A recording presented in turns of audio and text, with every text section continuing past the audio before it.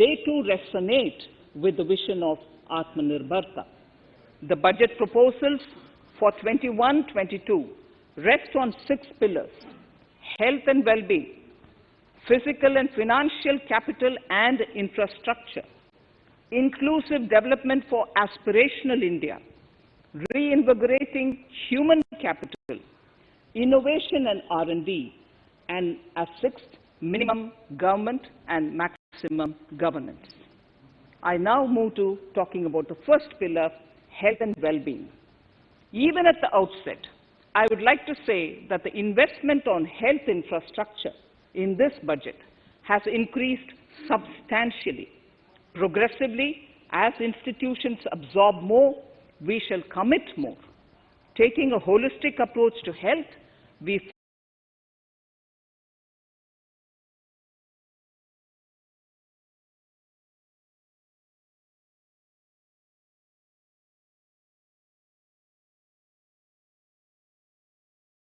of primary, secondary and tertiary care health systems, strengthen existing national institutions, and create new institutions to cater to detection and cure of new and emerging diseases.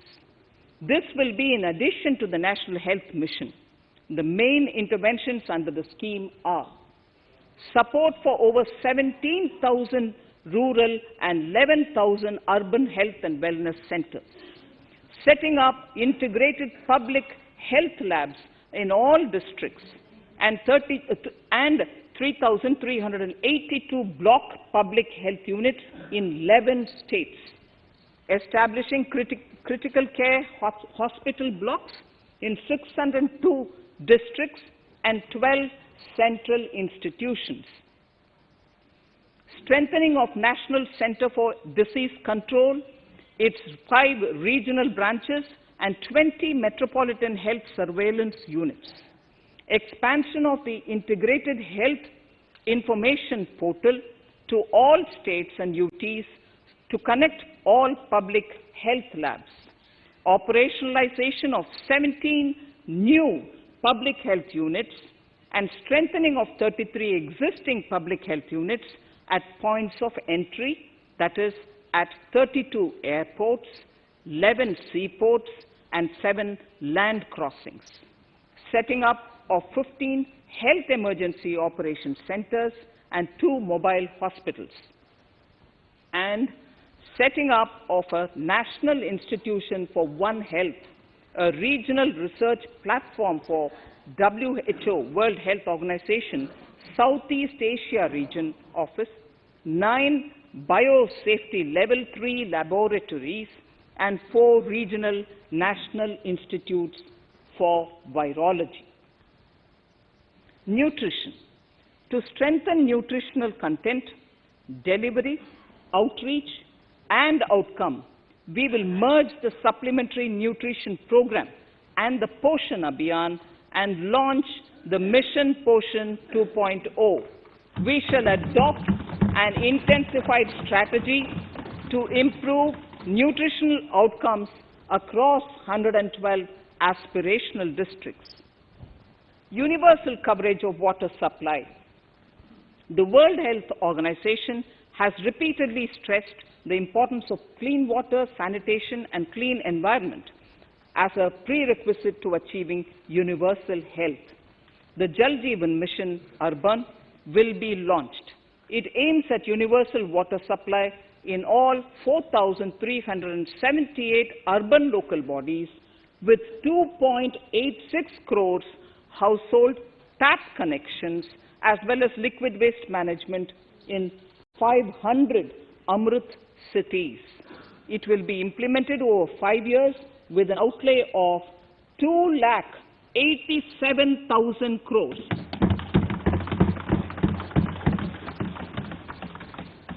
Swachh Bharat and Swasth Bharat. For further Swachhata of urban India, we intend to focus on complete fecal sludge management and wastewater treatment, source segregation of garbage, reduction in single-use plastic, reduction in air pollution by effectively managing waste from construction and demolition activities, and bioremediation of all legacy dump sites.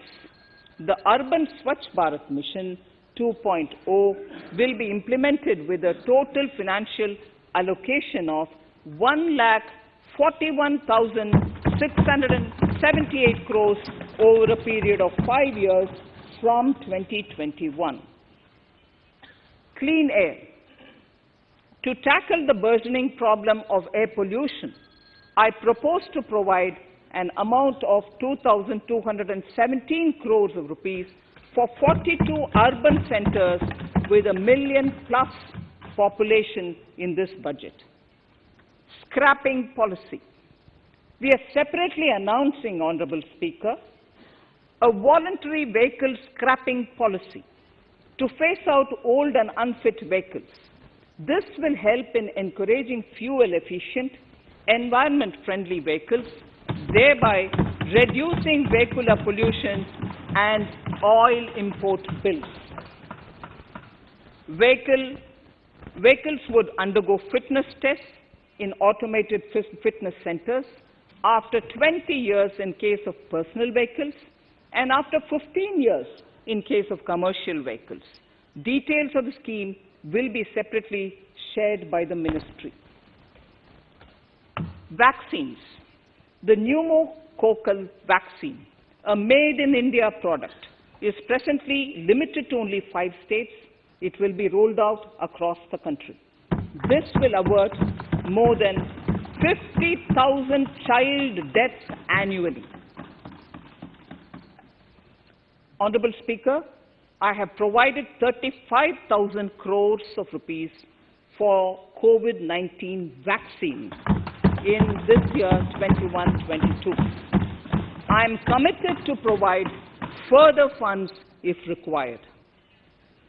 So the budget outlay for health and well-being is 2,23,846 crores in this BE 21-22, as against the BE of only 94,452 crores, and it marks an increase of 137%. The details of the same are at Annexure 1 of the speech. Honorable Speaker, I now move to the second pillar, physical and financial capital and infrastructure. Atmanirbhar Bharat, production-linked incentive schemes are things which I would like to place an emphasis. For a $5 trillion economy, our manufacturing sector has to grow in double digits on a sustained basis. Our manufacturing companies need to become an integral part of global supply chains, possess core competence and cutting-edge technology. To achieve all of the above, PLI schemes to create manufacturing global champions for an Atmanirbhar Bharat have been announced for 13 sectors. For this, the government has committed nearly 1.97 lakh crores over 5 years starting this financial year. This initiative will help bring scale and size in key sectors, create and nurture global champions, and provide jobs to our youth. Textiles. To enable the textile industry to become globally competitive, attract large investments, and boost employment generation, a scheme of Mega Investment Textiles Park will be launched in addition to the PLI schemes. This will create world-class infrastructure with plug-and-play facilities to create global champions in exports. 7 textile parks will be established over 3 years. Infrastructure. The National Infrastructure Pipeline, which I announced in December 2019, is the first of its kind. Whole of government exercise ever undertaken by Government of India. The NIP was launched with 6,835 projects. The project pipeline has now expanded to 7,400 projects. around 217 projects worth rupees 1.10 lakh crores under some key infrastructure ministries have been completed. The NIP is a specific target which this government is committed. Financial institution is necessary to act as a provider, enabler, and catalyst for infrastructure financing. Accordingly, I shall introduce a bill to set up a development financial institution. I have provided a sum of 20,000 crore rupees to capitalize this institution. The ambition is to have a lending portfolio of at least 5 lakh crores for this DFI within 3 years' time. Debt financing of InvITs and rates by foreign portfolio investors will be enabled by making suitable amendments in the relevant legislations. This will further ease access of finance to InvITs and rates, thus augmenting funds for infrastructure and real estate sectors. Asset monetization. Monetizing operating public infrastructure. Monetizing operating public infrastructure assets is a very important financing option for new infrastructure construction. A national monetization pipeline of potential brownfield infrastructure assets will be launched. An asset monetization dashboard will also be created for tracking the progress and to provide visibility to investors. Some important measures in the direction of monetization are National Highways Authority of India and the PGCIL each have sponsored one InvIT that will attract international and institutional investors. 5 operational roads with an estimated enterprise value of 5,000 crores of rupees are being transferred to the NHAI InvIT. Similarly, transmission assets of value 7,000 crores will be transferred to the PGCIL InvIT. Railways will monetize dedicated freight corridor assets for operations and maintenance after commissioning. The next lot of airports will be monetized for operations and management concessions. Other core infrastructure assets that will be rolled out under the asset monetization programs are NHAI operational toll roads, 2 transmission assets of PGCL, 3 oil and gas pipelines of GAIL, Gas Authority of India Limited, IOCL and HPCL, Airports Authority of India airports in Tier 2 and 3 cities, other railway infrastructure assets, warehousing assets of CPSE, such as the Central Warehousing Corporation and NAFED, among others, and sports stadiums. Sharp increase in capital budget. In the BE 2020-21, we had provided for 4.12 lakh crores for capital expenditure. It was our effort that in spite of resource crunch, we should spend more on capital, and we are likely to end this year at around 4.39 lakh crores, which I have provided in the RE of 2020-2021. For 21-22, I propose a sharp increase in capital expenditure and thus have provided 5.54 lakh crores, which is 34.5% more than the BE of 2020-2021. Of this, I have kept a sum of more than 44,000 crores in the budget head of the Department of Economic Affairs to be provided for projects, programs, or departments that show good progress in capital expenditure and are in need of further funds. Over and above this expenditure, we would also be providing more than 2 lakh crores to states and autonomous bodies for their capital expenditure. We will also work out specific mechanisms to nudge states to spend more of their budget on creation of infrastructure.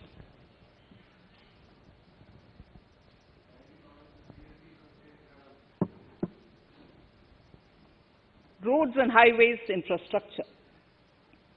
More than 13,000 kilometer length of roads at a cost of 3.3 lakh crores has already been awarded under the 5.35 lakh crores Bharat Mala Pariyojana project, of which 3,800 kilometers have been constructed. By March 2022, we would be awarding another 8,500 kilometers and complete an additional 11,000 kilometers of national highway corridor. To further augment road infrastructure, more economic corridors are also being planned. Some are 3,500 kilometers of national highway works in the state of Tamil Nadu at an investment of 1.03 lakh crores. These include Madurai-Kollam corridor, Chittoor-Tachur corridor, and construction will start next year. Second, 1,100 kilometers of national highway works in the state of Kerala at an investment of 65,000 crores, including 600 kilometer section of Mumbai-Kanyakumari corridor in Kerala. Third, 675 kilometers of highway works in the state of West Bengal at a cost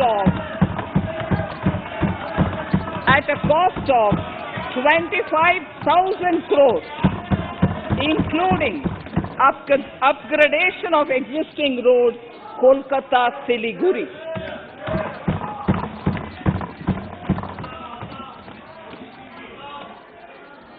National highway works of around 19,000 crores are currently in progress in the state of Assam.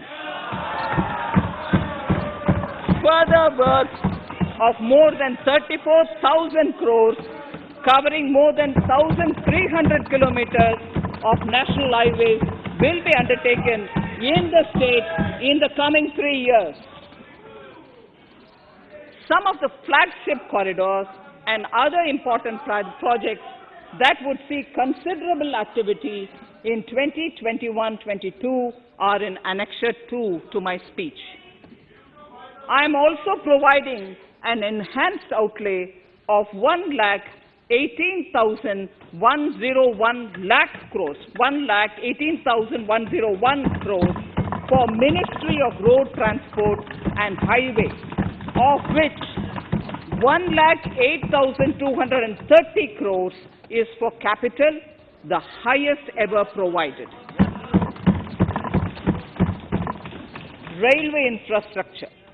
Honorable Speaker, sir, Indian Railways have prepared a National Rail Plan for India 2030.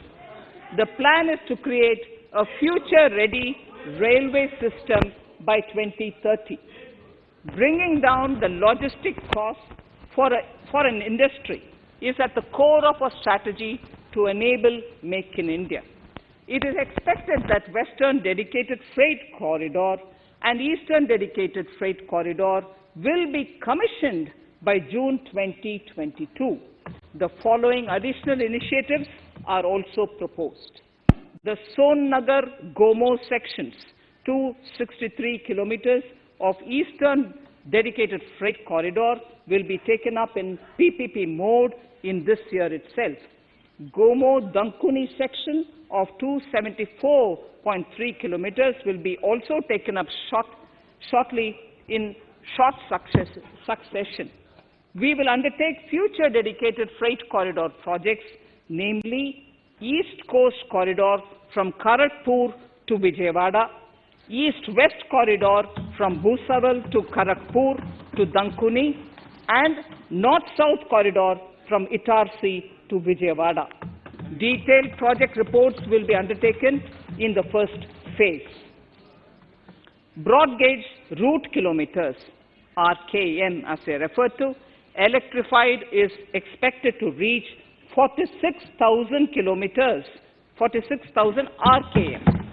That is 72% by end of 2021 from 41,548 RKMs on 1st October 2020. 100% electrification of broad gauge routes will be completed by December 2023. For passenger convenience and safety, the following measures are being proposed. We will introduce the aesthetically designed Vista Dome LHB coach on tourist routes to give better travel experience to passengers. The safety measures undertaken in the past few years have borne results. To further strengthen this effort, high-density network and highly utilized network routes of Indian Railways will be provided with an indigenously developed automatic train protection system that eliminates train collision due to human error. I am providing a record sum of 1,10,055 crores for railways, of which 1,07,100 crores is for capital expenditure only. Urban infrastructure. We will work towards raising the share of public transport in urban areas through expansion of metro rail networks and augmentation of city bus services. A new scheme will be launched at a cost of 18,000 crores to support augmentation of public bus transport services. The scheme will facilitate deployment of innovative PPP models to enable private sector players to finance, to acquire, to operate, and to maintain over 20,000 buses. The scheme will boost the automobile sector, provide fillip to economic growth, create employment opportunities for our youth, and enhance ease of mobility for urban residents.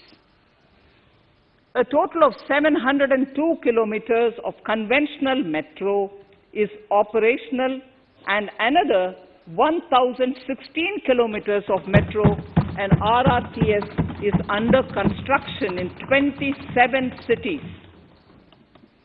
Two new technologies, that is Metro Light and Metro Neo, will be deployed to provide metro rail systems at much lesser cost with same experience, convenience, and safety in Tier 2 cities and peripheral areas of Tier 1 cities also. Central counterpart funding will be provided to Kochi Metro Railway Phase 2 of 11.5 kilometer at a cost of 1,957.05 crores. Chennai Metro Railway Phase 2 of 118.9 kilometers at a cost of 63,246 crores. Bengaluru Metro Railway Project Phase 2A and 2B of 58.19 kilometers at a cost of 14,788 crores. Nagpur Metro Rail Project Phase 2 and Nashik Metro at a cost of 5,976 crores and 2,092 crores respectively. Power infrastructure.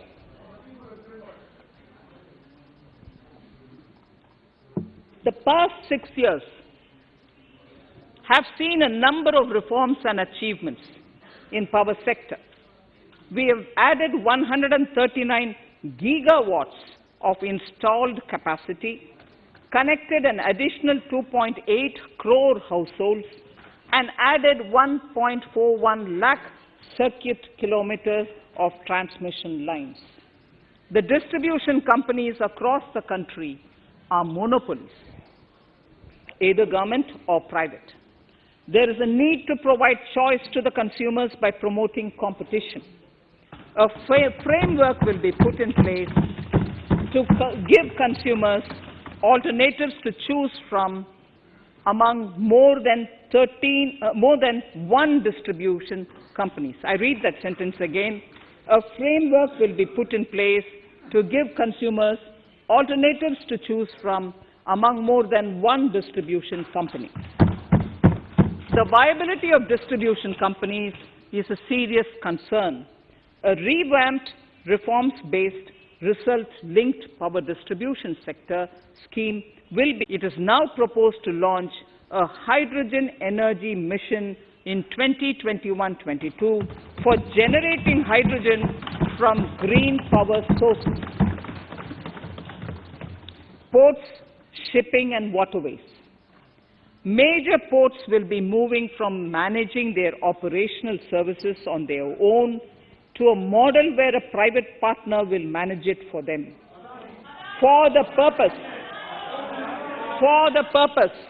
7 projects worth more than 2,000 crores will be offered by the major ports on private-public partnership mode in FY 21-22. A scheme for promoting flagging of merchant ships in India will be launched by providing subsidy support. 4.5 million light displacement ton LDT will be doubled by 2024.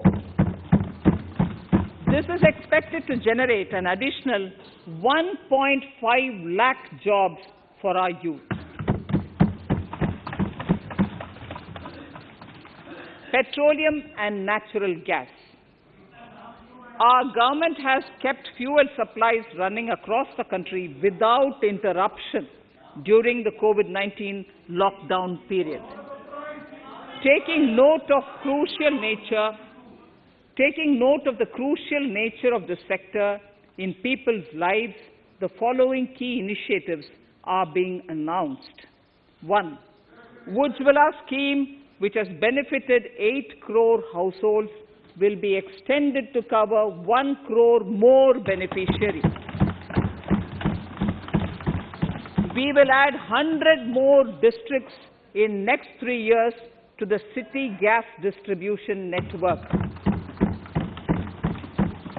A gas pipeline project will be taken up in the Union Territory of Jammu and Kashmir. An independent gas transport system operator will be set up for facilitation and coordination of booking of common carrier capacity in all natural gas pipelines on a non-discriminatory open access basis.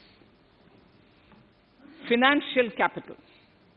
I propose to consolidate the provisions of the SEBI Act 1992, Depositories Act 1996, Securities Contracts Regulation Act 1956, and Government Securities Act 2007 into a rationalized single securities markets code. The government would support the development of a world-class fintech hub at the GIFT IFSC. To instill confidence amongst the participants in corporate bond market during times of stress and to generally enhance secondary market liquidity, it is proposed to create a permanent institutional framework.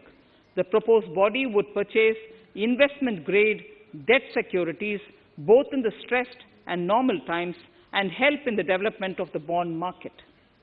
In the budget 2018-19, government had announced its intent to establish a system of regulated gold exchanges in the country. For the purpose, SEBI will be notified as the regulator, and Warehousing Development and Regulatory Authority will be strengthened to set up a commodity market ecosystem arrangement, including vaulting, assaying, logistics, etc., in addition to warehousing. Towards investor protection, I propose to introduce an investor charter as a right of all financial investors across all financial products. To give a further boost to the non-conventional energy sector, I propose to provide additional capital infusion of 1,000 crores to Solar Energy Corporation of India and 1,500 crores to Indian Renewable Energy Development Agency. I propose to amend the Insurance Act 1938 to increase the permissible FDI limit from 49% to 74% in insurance companies and allow foreign ownership and control with safeguards. Under the new structure, the majority of directors on the board and key management persons would be resident Indians, with at least 50% of directors being independent directors and specified percentage of profits being retained as general reserve. Stressed asset resolution by setting up a new structure. The high level of provisioning by public sector banks of their stressed assets calls for a measure to clean up the bank books. An asset reconstruction company limited and asset management company would be set up to consolidate and take over the existing stressed debt and then manage and dispose of the assets to alternative investment funds and other potential investors for eventual value realization. Recapitalization of PSB. To further consolidate the financial capital capacity of PSBs, further recapitalization of 20,000 crores is proposed in 21-22. Deposit insurance. Last year, government had approved an increase in the deposit insurance cover from 1 lakh rupees to 5 lakhs for bank customers. I shall be moving amendments to DICGC Act 1961 in this session itself to streamline the provision so that if a bank is temporarily unable to fulfill its obligations, the depositors of such bank can get easy and time-bound access to their deposits to the extent of the deposit insurance cover. This would help depositors of banks that are currently under stress.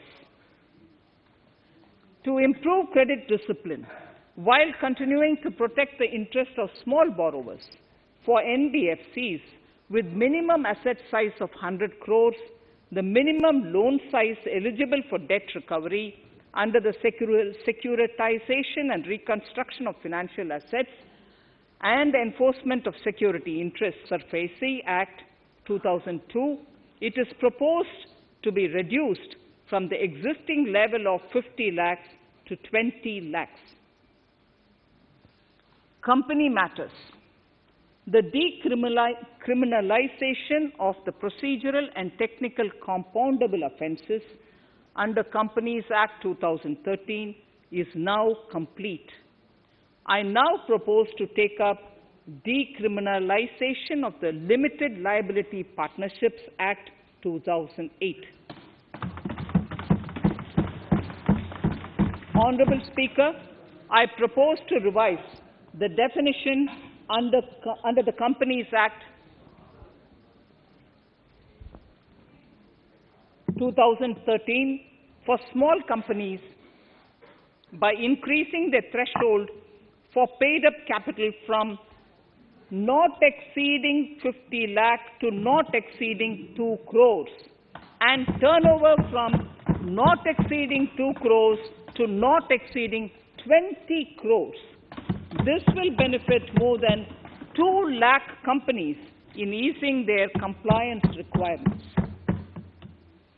As a further measure which directly benefits startups and innovators, I propose to incentivize the incorporation of one-person companies by allowing one-person companies to grow without any restriction on paid-up capital and turnover, allowing their conversion into any other type of company at any time, reducing the residency limit for an Indian citizen to set up an one-person company from 182 days to 120 days, and allow also non-resident Indians to incorporate OPCs in India.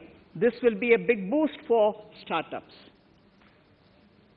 To ensure faster resolution of cases, the NCLT framework will be strengthened, e-court system shall be implemented, and alternate methods of debt resolution and special framework for MSMEs shall be introduced.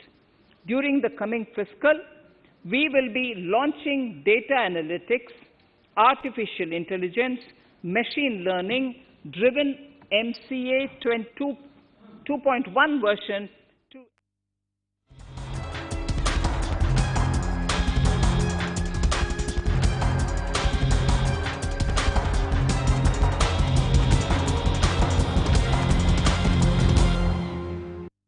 ఎన్న నగలు కొనండి, అది problem కాదు. కానీ ఎక్కడ ధర తక్కువ ఉందో చెక్ చేయకుండా కొనడం పెద్ద ప్రాబ్లం.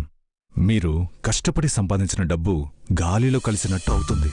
ఏ నగలు కొన్నా ఒక్కసారి మీ లలితా జ్యువెలరీలో ధరలు కంపేర్ చేయండి. వేలల్లో సేవ్ చేస్తారు. ఇది సవాలు కాదు, my promise.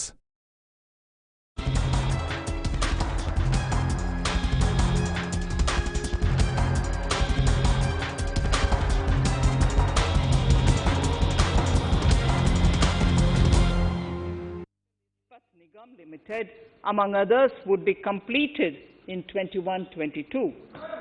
Other than IDBI Bank, we propose to take up the 2 public sector banks and 1 general insurance company in the year 21-22.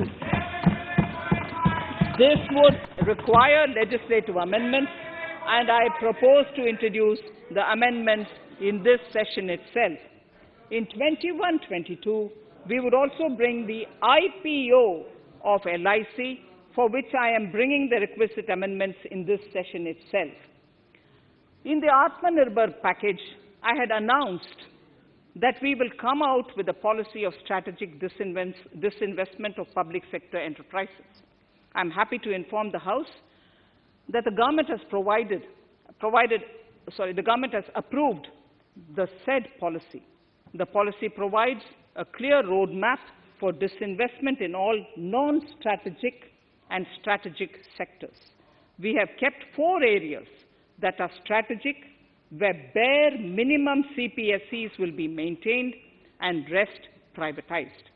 In the remaining sectors of all CPSEs will be privatized. The main highlights of the policy are mentioned in Annexure 3. To fast forward the disinvestment policy, I'm asking NITI to work out on the next list of center public sector companies that would be taken up for strategic disinvestment. To similarly incentivize states to take to disinvestment of their public sector companies, we will work out an incentive package of central funds to states. Idle assets will not contribute to Atmanirbhar Bharat. The non-core assets largely consists of surplus land with government ministries and departments and public sector enterprises.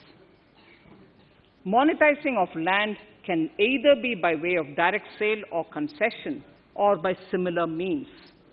This requires special abilities, and for this purpose, I propose to use a special purpose vehicle in the form of a company that would carry out this activity. In order to ensure timely completion of closure of sick or loss-making CPSEs, we will introduce a revised mechanism that will ensure timely closure of such units. I have estimated 1,75,000 crores as receipts from disinvestment in BE 21-22.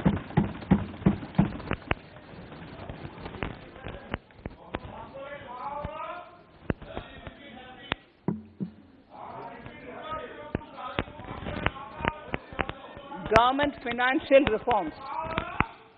Under the Treasury single account, the TSA system, autonomous bodies directly draw funds from the government's account at the time of actual expenditure, saving interest costs. We will extend the TSA system for universal application from 21-22. On the recommendation of the 15th Finance Commission, we have undertaken a detailed exercise to rationalize and bring down the number of centrally sponsored schemes. This will enable consolidation of outlays for better impact.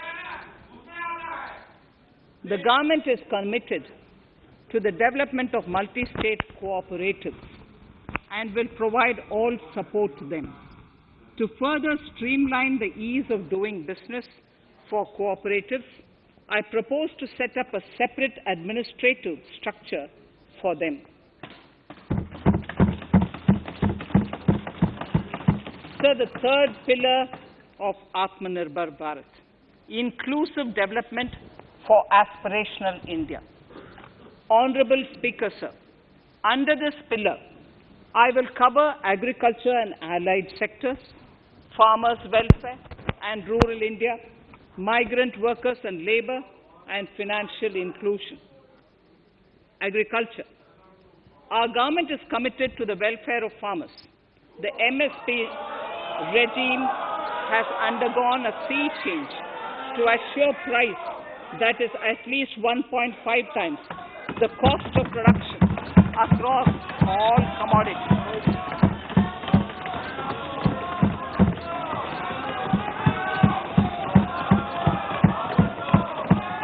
The procurement has also continued to increase at a steady pace. This has resulted in increase in payment to farmers substantially. In case of wheat, a total amount paid to farmers in 2013-14. Honorable Speaker, sir, the data that I give now is important for all honorable members to kindly hear. In case of wheat, the total amount paid to farmers in 2013-14 was 33,874 crores. In 2019-20, it was 62,802 crores. And even better, Honorable Speaker, in 2020-2021, this amount paid to farmers was 75,060 crores.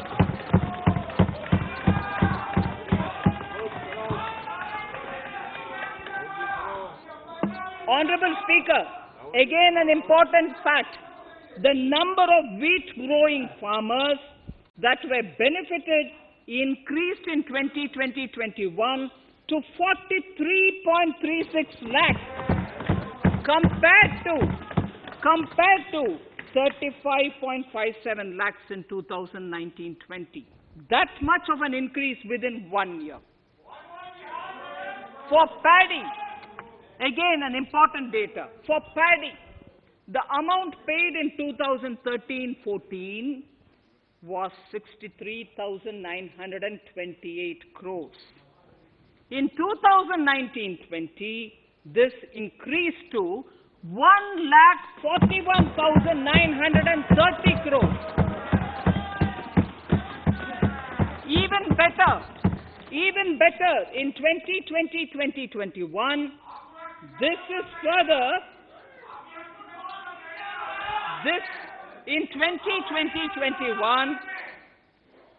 in 2020-21, this is further estimated, and I'm saying this is further estimated because the procurement is ongoing, and therefore I can't give you the final figure.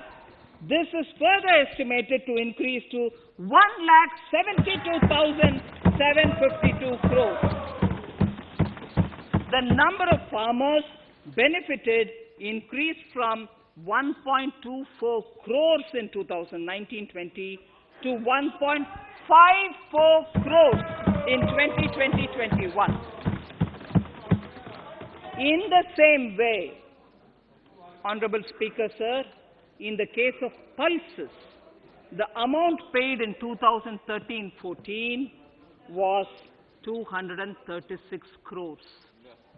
In 2019-20, this was increased to 8,285 crores.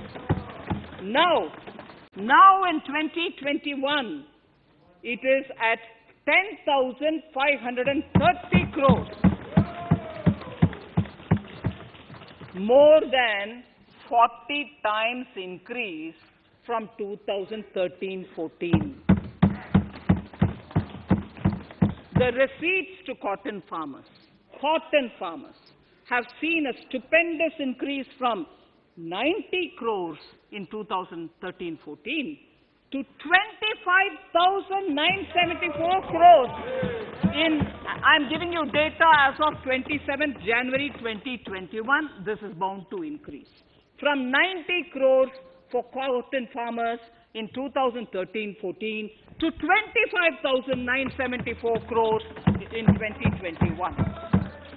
All the details in complete narration is available in Annexure 4 to my speech. Early this year, Honorable Prime Minister had launched the Swamitva scheme. Under this, a record of rights is being given to property owners in villages. Up till now, about 1.80 lakh property owners in 1,241 villages have been provided cards. I propose during 21-22 to extend this to cover all states and union territories. To provide adequate credit to our farmers, I have enhanced the agricultural credit target to 16.5 lakh crores in this year. We will focus on ensuring increased credit flow to animal husbandry, Pashupalan, dairy, and to Matsyakar, to the fisheries. We are enhancing the allocation to the Rural Infrastructure Development Fund from 30,000 crores to 40,000 crores. The Micro Irrigation Fund, with a corpus of 5,000 crores, has been created under NABARD. I propose to double it by augmenting it by another 5,000 crores. To boost value addition in agriculture and allied products and their exports, the scope of Operation Green Scheme, that is presently applicable to only tomatoes, onions, and potatoes, will be enlarged to include 22 perishable crops. Around 1.68 lakh crore farmers, around 1.68 crore farmers are registered, and 1.14 lakh crores of rupees trade value has been carried out through e-NAMs, the National Agricultural Market. Keeping in view the transparency and the competitiveness that e-NAM has brought into the agricultural market, 1,000 more mandis will be integrated with e-NAM. Honorable Speaker, sir, with all this, the Agricultural Infrastructure Fund would be made available to the APMCs for augmenting their infrastructure facilities.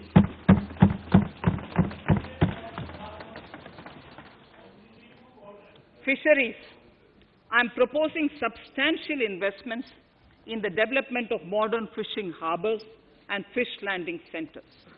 To start with, 5 major fishing harbors, Kochi, Chennai, Visakhapatnam, Paradip, and Petua Ghat, will be developed as hubs for economic activity. We will also develop inland fishing harbors and fish landing centers along the banks of rivers and waterways. Seaweed farming is an emerging sector with potential to transform the lives of coastal communities. It will provide large-scale employment and additional incomes. To promote seaweed farming and cultivation, I propose a multi-purpose seaweed park to be established in Tamil Nadu. Migrant workers and laborers We have launched the One Nation, One Ration card scheme through which beneficiaries can claim their rations anywhere in the country. Migrant workers in particular benefit from the scheme. Those staying away from their families can partially claim their ration where they are stationed, while their family in their native places can claim the rest. I'm happy to inform you that One Nation, One Ration card plan is under implementation by 32 states and union territories, reaching about 69 crore beneficiaries. That's a total of 86% beneficiaries covered. The remaining 4 states and UTs will be integrated in the next few months. To further extend our efforts towards the unorganized labor force, migrant workers in particular, I propose to launch a portal that will collect relevant information on gig workers, building and construction workers, among others. This will help formulate health, housing, skill, insurance credit, and food schemes for all migrant workers. We will conclude a process that began 20 years ago with the implementation of the 4 labor codes. For the first time globally, social security benefits will be extended to gig and platform workers.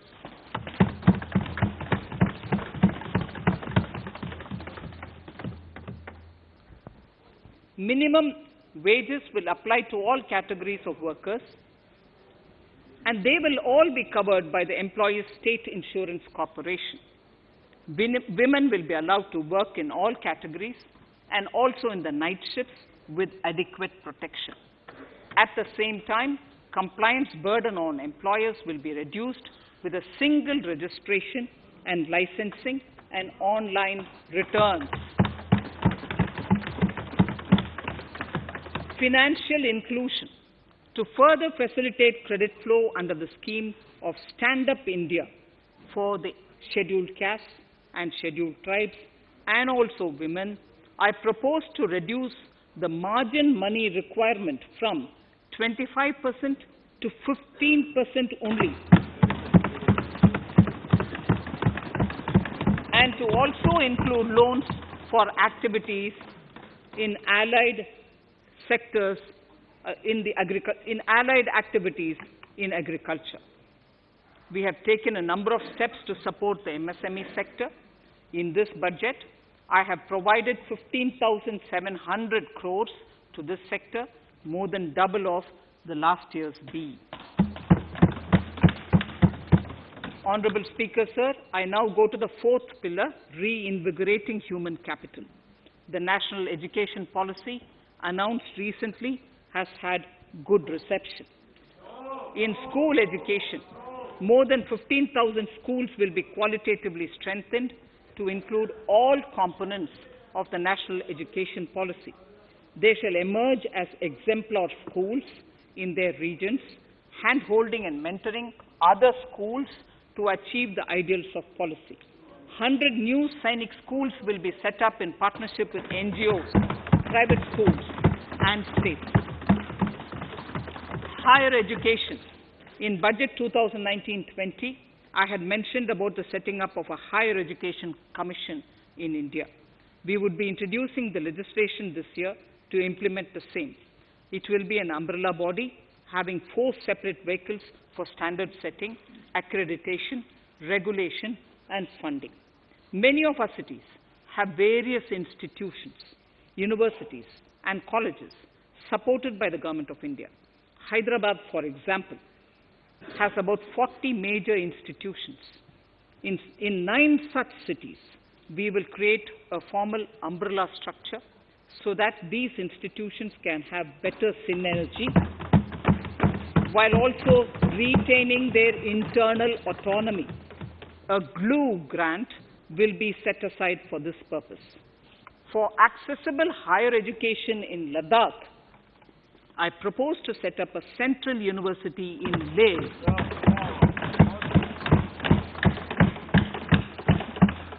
The other important projects to be taken up as a part of the NEP are listed in Annexure 5. Scheduled caste and scheduled tribes welfare. We have set ourselves a target of establishing 750 Eklavya model residential schools in our tribal areas.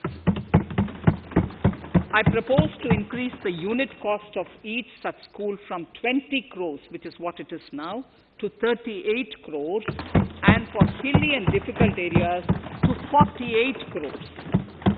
This would help creating robust infrastructure facilities for our tribal students. We have revamped the post-metric scholarship scheme for the welfare of scheduled caste students. I have also enhanced the central assistance in this regard. We are allotting 35,219 crores for 6 years till 25-26 to benefit 4 crores scheduled caste students. Skilling. In 2016, we had launched the National Apprenticeship Promotion Scheme. The government proposes to amend the Apprenticeship Act with a view to further enhancing apprenticeship opportunities for our youth. We will realign the existing scheme of National Apprenticeship Training Scheme for providing post-education apprenticeship, training of graduates and diploma holders in engineering. Over 3,000 crores will be provided for this purpose. An initiative is underway, Honorable Speaker, in partnership with the United Arab Emirates to benchmark skill qualifications, assessment and certification, accompanied by the deployment of certified workforce. We also have a collaborative training, inter-training program between India and Japan to facilitate transfer of Japanese industrial and vocational skills, techniques, and knowledge. We will take forward this initiative with many more countries also.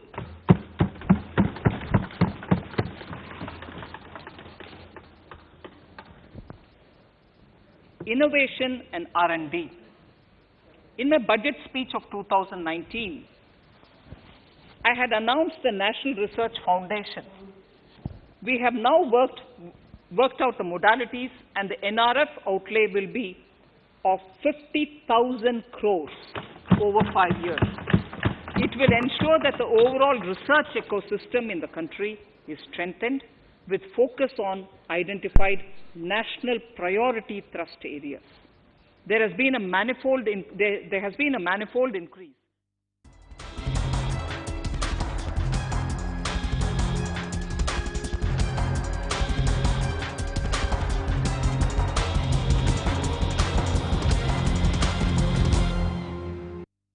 నగలు కొనండి, అది problem కాదు.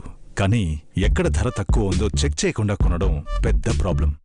మీరు కష్టపడి సంపాదించిన డబ్బు గాలిలో కలిసినట్టు అవుతుంది. ఏ నగలు కొన్నా ఒక్కసారి మీ లలితా జ్యువెలరీలో ధరలు కంపేర్ చేయండి. వేలల్లో సేవ్ చేస్తారు. ఇది సవాలు కాదు, my promise.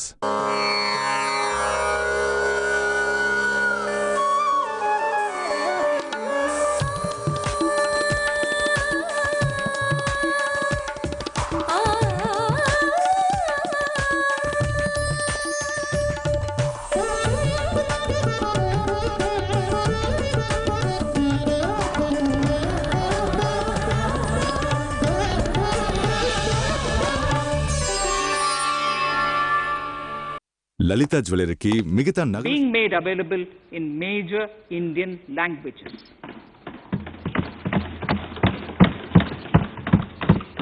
The new Space India Limited, a PSU under the Department of Space, will execute the PSLV.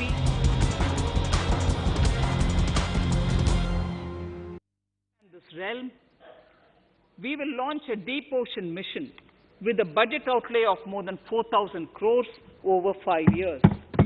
This mission will cover deep ocean survey exploration and projects for the conservation of deep sea biodiversity. I come to the sixth pillar, Honorable Speaker, minimum government, maximum governance. Honorable Speaker, sir, this is the last of the 6 pillars. This will outline plans for reforms in one of our core principles of minimum government, maximum governance. We have taken a number of steps to bring reforms in tribunals in the last few years for speedy delivery of justice. Continuing with the reforms process, I now propose to take further measures to rationalize the functioning of tribunals. We have introduced the National Commission for Allied Healthcare Professionals Bill in Parliament. National Commission for Allied Healthcare Professionals Bill in the Parliament, with a view to ensure transparent and efficient regulation of 56 allied healthcare professionals. Additionally, to bring about transparency, efficiency, and governance reforms in the nursing profession, the National Nursing and Midwifery Commission Bill will be introduced by the government for passing. To have ease of doing business for those who deal with government or CPSEs and carry out contracts, I propose to set up a conciliation mechanism and mandate its use for quick resolution of contractual disputes. This will instill confidence in private investors and contractors. Honorable Speaker, sir, the forthcoming census could be the first digital census in the history of India.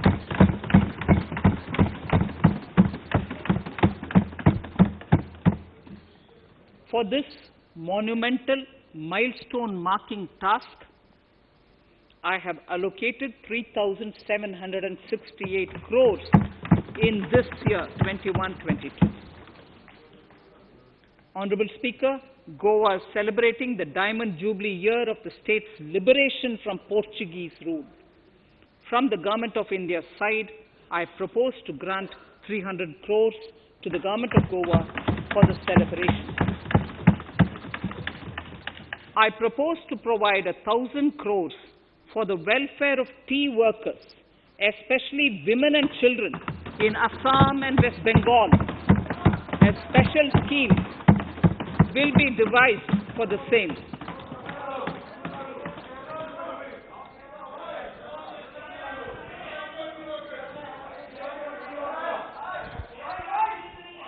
Fiscal position. Fiscal position. In these last few paragraphs of part A of my speech, I draw the attention of this august House to the fact that at the beginning of the current financial year, the pandemic's impact on the economy resulted in a weak revenue inflow. This was combined with high expenditure to provide essential relief to vulnerable sections of the society, especially the poor, the women, scheduled castes, and scheduled tribes. Unlike many other countries, we opted for a series of medium-sized packages during the pandemic so that we could calibrate and target our response according to the evolving situation. Once the health situation stabilized and the lockdown was being slowly lifted, we switched to ramping up government spending so as to revive domestic demand. As a result, against an original BE expenditure of 30.42 lakh crores for 2020-21, our RE estimates are 34.50 lakhs. 30.42 now within the year going up to 34.5 lakh crores. We have maintained quality of expenditure. The capital expenditure estimated in the RE is 4.39 lakh crores as against 4.12 lakh crores in the BE stage. So the beginning of the year, we had marked only 4.12 lakh, whereas it is 4.39 lakh crores as we end the year. Fiscal deficit in RE 2020-2021 is pegged at 9.5% of the GDP.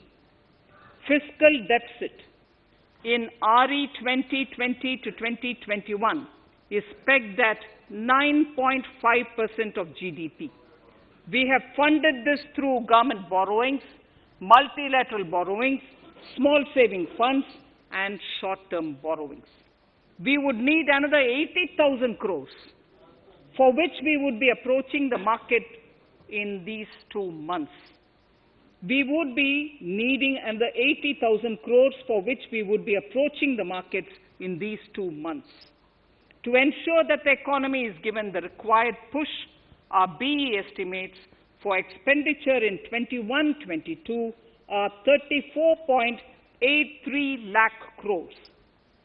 This includes 5.54 lakh crores as capital expenditure, an increase of 34.5% over the BE figure of 2020-2021. The fiscal deficit in BE 21-22 is estimated to be 6.8% of the GDP. The gross borrowing from the market for the next year would be around 12 lakh crores. We plan to continue with our path of fiscal consolidation and intend to reach the fiscal deficit level below 4.5% of the GDP by 2025-2026, with a fairly steady decline over the period. We hope to achieve the consolidation by first increasing the buoyancy of tax revenue through improved compliance, and secondly, by increased receipts from monetization of assets, including public sector enterprises and land. The Contingency Fund of India is being proposed to be augmented. The Contingency Fund of India is being proposed to be augmented from 500 crores to 30,000 crores through finance bill.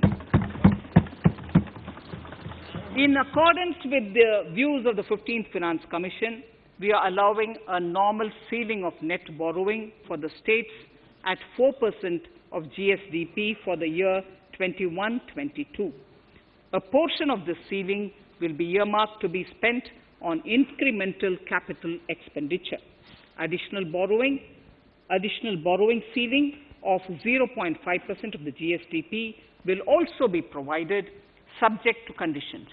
States will be expected to reach a fiscal deficit of 3% of GSDP by 2023-24, as recommended by the 15th Finance Commission.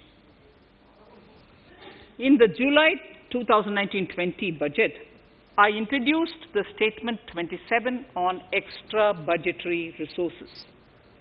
It disclosed the borrowings of the government agencies that went towards funding Government of India schemes and whose repayment burden was on the government. In my 2020-21 budget, I enhanced the scope and coverage of that statement by including the loans provided by government to the FCI, the Food Corporation of India. Taking a step further in this direction, I propose to discontinue the NSSF loan to FCI for food subsidy, and accordingly, budget provisions have been made in RE 2020-21 and in the BE 2021-22. The extra budgetary resource details are at Annexure 6. We know that the FRBM Act mandates fiscal deficit of 3% of GDP to be achieved by 31st March 2020-2021. The effect of this year's unforeseen and unprecedented circumstances has necessitated the submission of a deviation statement under Sections 4 of Subclause 5 and Section 7, Subclause 3b of the FRBM Act, which I am laying on the table of the House as part of the FRBM documents. Towards achieving central government fiscal deficit along the broad path that I have already indicated, I will be introducing an amendment to the FRBM Act.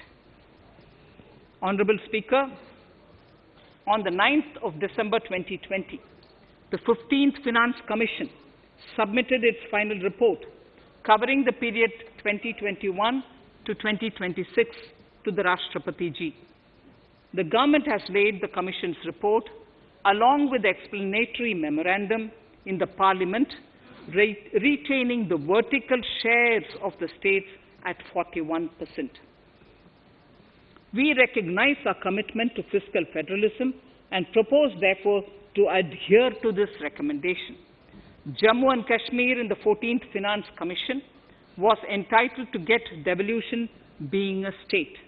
Now the funds of the UTs of Jammu Kashmir and Ladakh would be provided by the centre.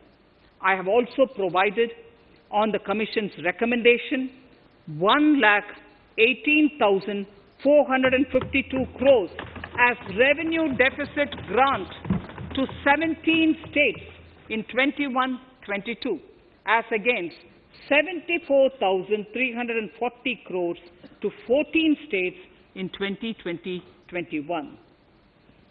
Honourable Speaker, I would now move to Part B of my speech.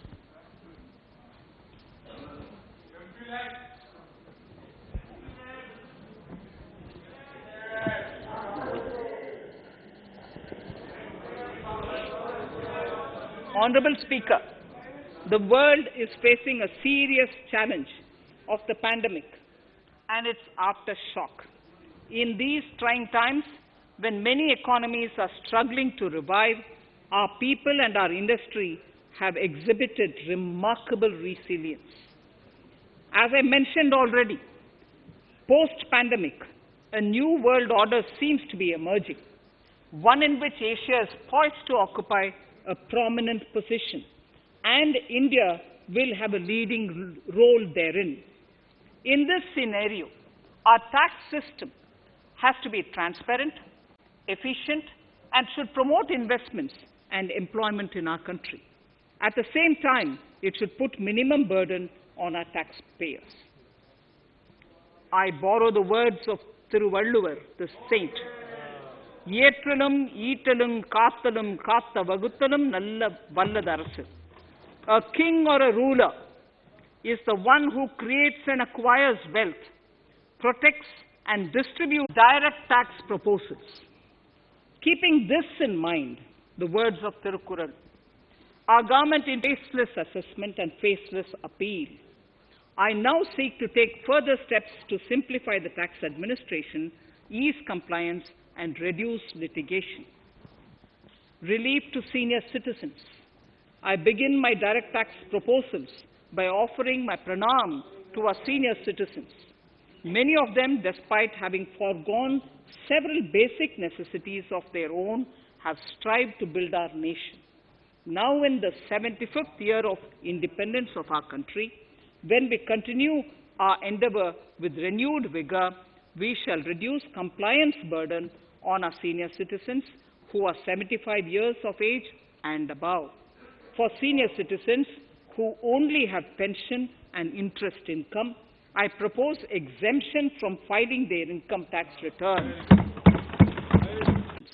to 3 years from the present 6 years.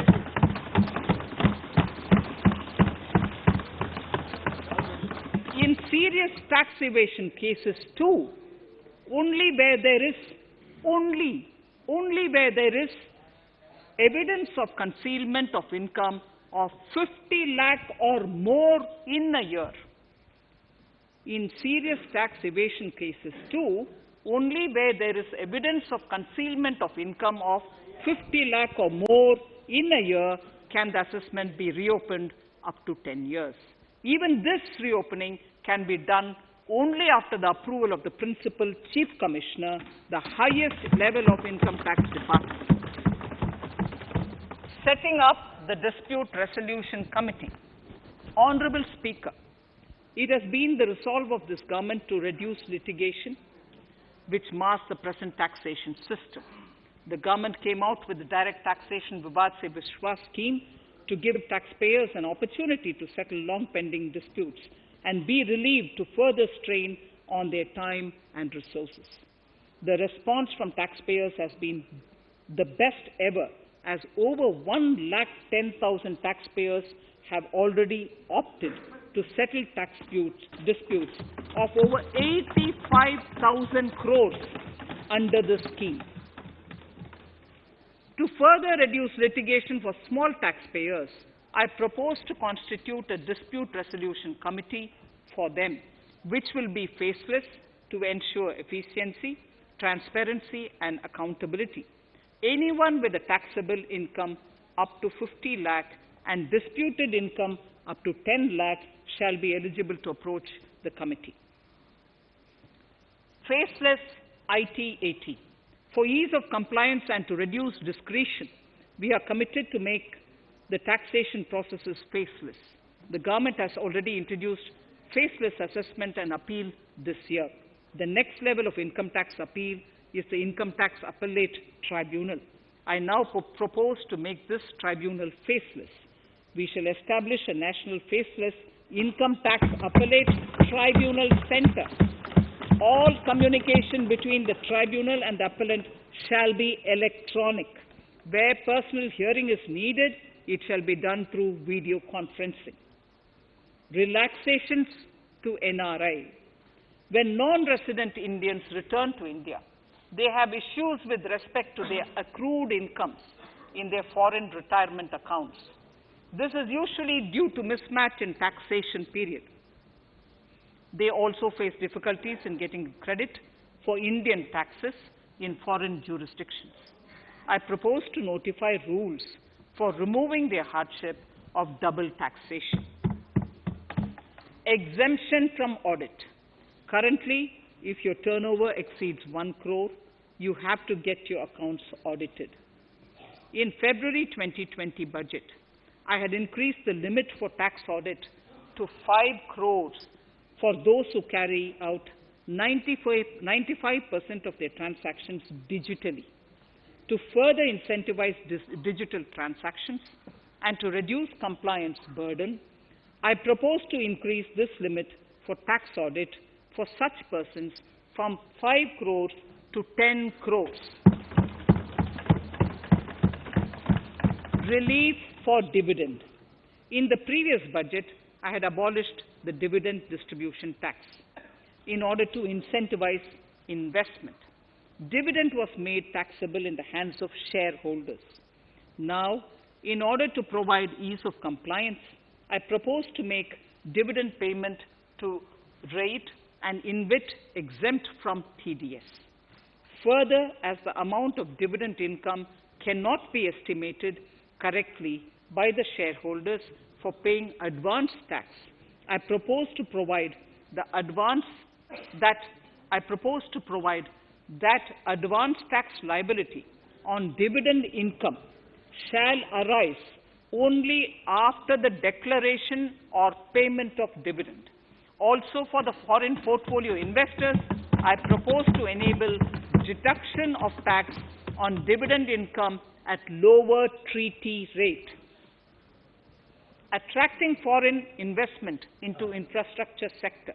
In the last budget, for attracting foreign investment in the infrastructure sector, we had granted 100% tax exemption, subject to certain conditions, to foreign sovereign wealth funds and pension funds on their income from investment in Indian infrastructure.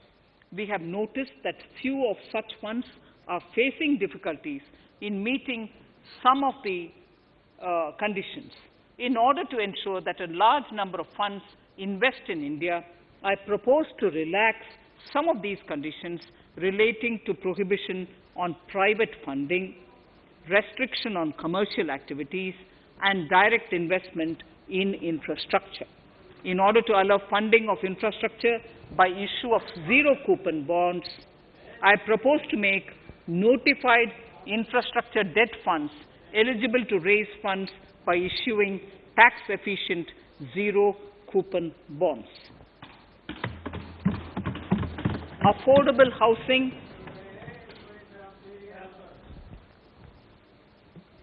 Affordable housing and rental housing. This government sees housing for all and affordable housing as priority areas. In July 2019 budget, I provided an additional deduction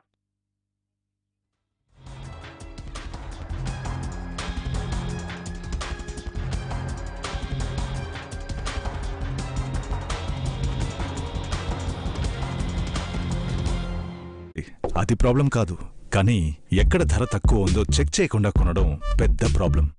మీరు కష్టపడి సంపాదించిన డబ్బు గాలిలో కలిసినట్టు అవుతుంది. ఏ నగలు కొన్నా ఒక్కసారి మీ లలితా జ్యువెలరీలో ధరలు కంపేర్ చేయండి. వేలల్లో సేవ్ చేస్తారు. ఇది సవాలు కాదు, my promise.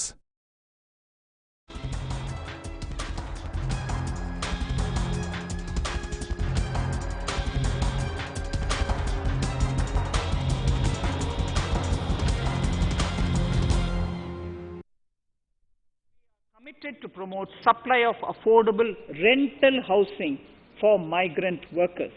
For this, I propose to allow tax exemption for notified affordable rental housing projects. Tax incentives to IFSC. As I mentioned in Part A of this speech, the government is committed to making the International Financial Services Center in GIFT City a global financial hub.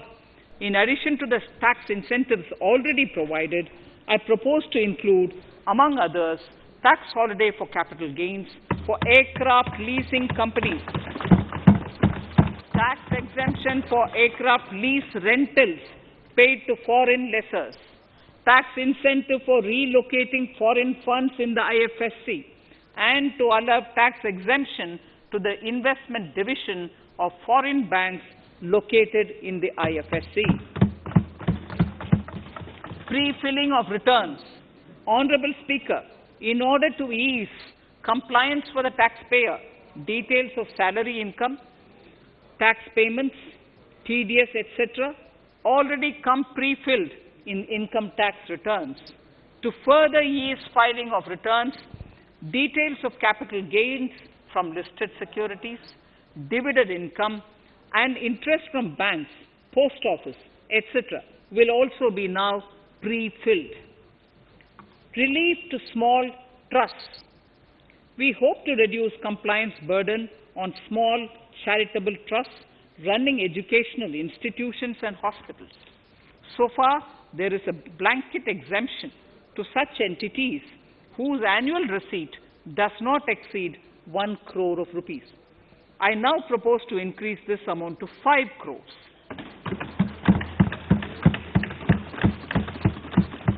Labor welfare. We have noticed that some employers deduct the contribution of employees toward provident funds, superannuation funds, and other social security funds, but do not deposit these contributions within the specified time. For these employees, this means a loss of interest or income. In cases where an employer later becomes financially unviable, non-deposit results in a permanent loss for the employees. In order to ensure that employees' contributions are deposited on time, I reiterate that the late deposit of employees' contribution by the employer will not be allowed as deduction to the employer.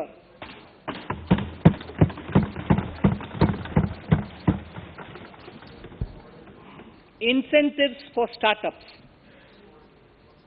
In order to incentivize startups in the country, I propose to extend the eligibility for claiming tax holiday for startups by 1 more year, till 31st March 2022. Further, in order to incentivize funding for the startups, I propose to extend the capital gains exemption for investment in startups by 1 more year, till 31st March 2022. Sir, I now come to Indirect Tax Proposals, GST. Before I come to my Indirect Tax Proposals, I would like to appraise the House on GST. The GST is now 4 years old, and we have taken several measures to further simplify it. Some of the measures include nil return through SMS, quarterly return and monthly payment for small taxpayers, electronic invoice system, validated input tax statements, pre-filled editable GST return, and staggering of returns filing. The capacity of GST and system has also been enhanced. We have also deployed deep analytics and artificial intelligence to identify tax evaders and fake billers and launched special drives against them. The results speak for themselves. We have made record collections in the last few months. The GST Council has painstakingly thrashed out thorny issues. As chairperson to the Council, I want to assure this House that we shall take every possible measure to smoothen the GST further and to remove anomalies such as inverted duty structure. Custom duty rationalization. Our custom duty policy should have the twin objective of promoting domestic manufacturing and helping India get on to global value chain and export better. The thrust now has to be on easy access to raw materials and exports of value-added products. Towards this, last year, we started overhauling the customs duty structure, eliminating 80 outdated exemptions. I also thank everyone who responded overwhelmingly to a crowdsourcing call for suggestions on this revamp. I now propose to review more than 400 old exemptions this year. I repeat, I now propose to review more than 400 old exemptions this year.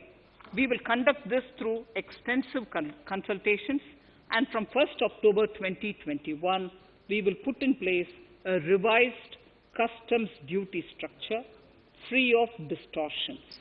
I also propose that any new customs duty exemptions, therefore, henceforth will have validity up to 31st March, following 2 years from the date of the issue. Electronic and mobile phone industry. Domestic electronic manufacturing has grown rapidly. We are now exporting items like mobiles and chargers. For greater domestic value addition, we are withdrawing a few exemptions on part of chargers and sub-parts of mobiles. Further, some parts of mobiles will move from nil rate to a moderate 2.5%. Iron and steel.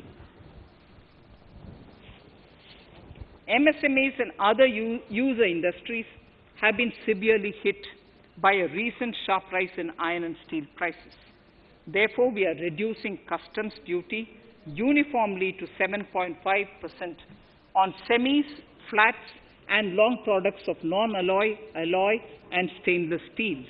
To provide relief to metal recyclers, mostly MSMEs, I am exempting duty on steel scrap for a period up to 31st March 2022.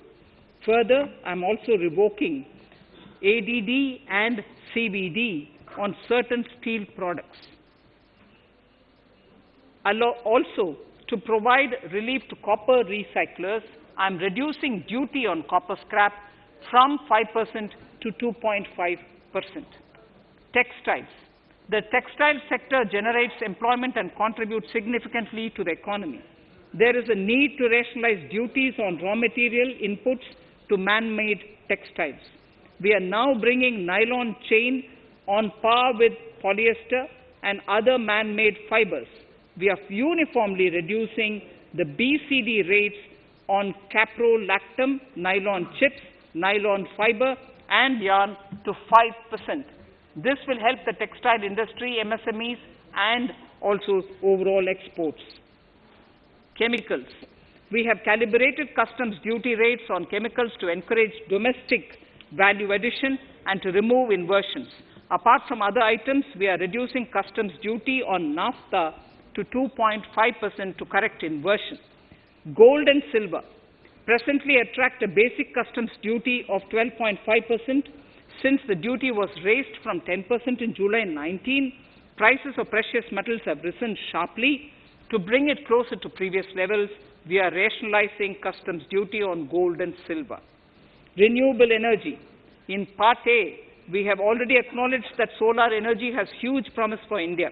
To build up domestic capacity, we will notify a phased manufacturing plan for solar cells and solar panels. At present, to encourage domestic production, we are raising duty on solar inverters from 5% to 20% and on solar lanterns from 5% to 15%. Capital equipment and auto parts. There is immense potential in manufacturing heavy capital equipment domestically. We will comprehensively review the rate structure in due course. However, we are revising duty rates on certain items immediately. We propose to withdraw exemptions on tunnel boring machine. It will attract a customs duty of 7.5% and its parts a duty of 2.5%. We are raising customs duty on certain auto parts to 15% to bring them on par with general rate on auto parts. MSME products. We are proposing certain changes to benefit MSMEs. We are increasing duty from 10 to 15% on steel screws and plastic builderwares. On prawn feed, we increase it from 5 to 15%. We are rationalizing exemption on import of duty-free items as an incentive to exporters of garments, leather, and handicraft items. Almost all of these items are made domestically by our MSMEs. We are withdrawing exemption on imports of certain kinds of leathers as they are domestically produced in good quantity and quality, mostly by MSMEs. We are also raising customs duty on finished synthetic gemstones to encourage domestic processing. Agriculture products to benefit farmers. We are raising customs duty on cotton from nil to 10%, on raw silk and silk yarn from 10 to 15%. We are also withdrawing end-use-based concession on denatured ethyl alcohol. Currently, rates are being uniformly calibrated to 15% on items like maize, bran, rice bran, oil cake, and animal feed additives.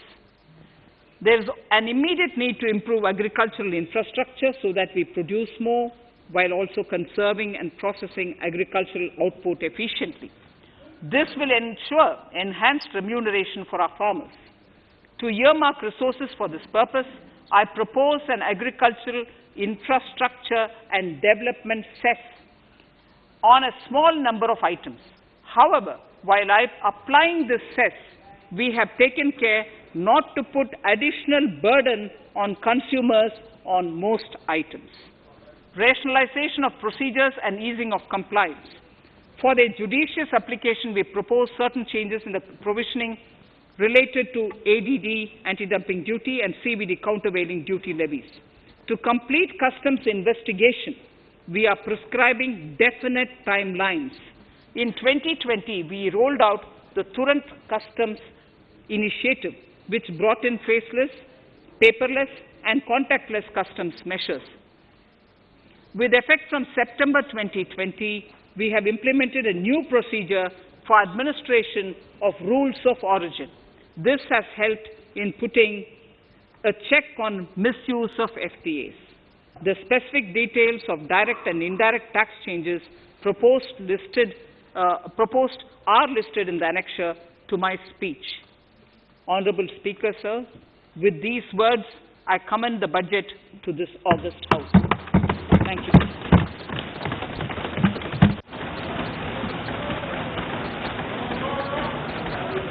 Item number 1, माननीय मंत्री जी, item number 1. Sorry, I don't have it with me. Sir, I wish to place on table the 15th Finance Commission report.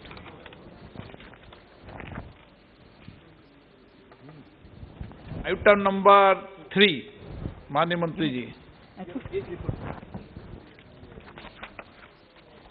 Sir, I wish to lay on the table the following statements under Section 3(1) of the Fiscal Responsibility and Budget Management Act 2003, the medium-term fiscal policy cum fiscal policy strategy statement and macroeconomic framework statement.